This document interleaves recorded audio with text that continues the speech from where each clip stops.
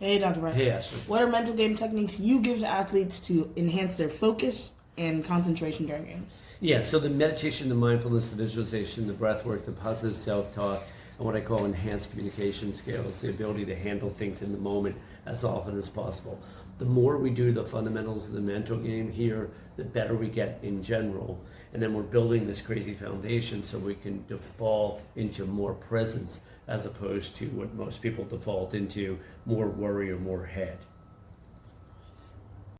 Hey, Dr. Brett. Hey, Ashley. What's one of the most important attributes a coach needs to have in order to take their athletes from a bad season to a great season? Obviously, the nature of coaching is more all in than other professions in some ways. So obviously the all in piece is key.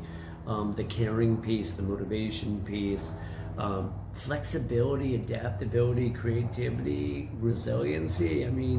They need that as much as the players need it. So especially the flexibility and the ability to adjust things either in the moment, in the quarter, as the game progresses. That's really important.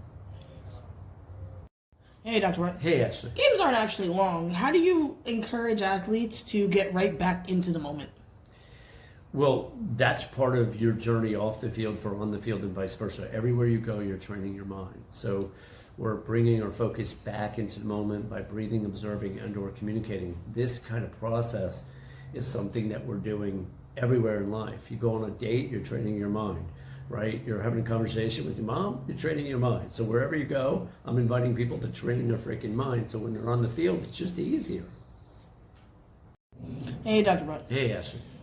In really intense situations in games, how do you encourage athletes, especially at a professional level, to sort of come back to the moment and communicate properly with their teammates instead of just going full barbarian on them? Yeah, well, so, look, if they're, on the bench or something, right, they have an opportunity to work on their breathing before they communicate. 4 or 5 seconds in, 4 or 5 second hold, 4 or 5 second release, 4 or 5 second hold, basic box breathing, or just slowing it down and working on their breath in general, get them a little more patient, a little bit more poised. It's a better way to communicate, right? You're from a better place to start with.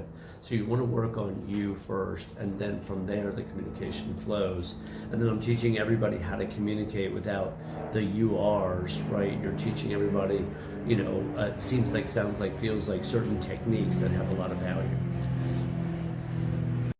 Hey, Dr. Brett. Hey, Ashley. You have an athlete who's a top-performing athlete, but his coach just doesn't seem to quite know how to communicate with him. What are you going to tell him? Well, I'm going to get the athlete to become a better communicator and get really proactive with the coach. So maybe the coach might not have the super high skill sets, but if I'm coaching the athlete, eventually they will.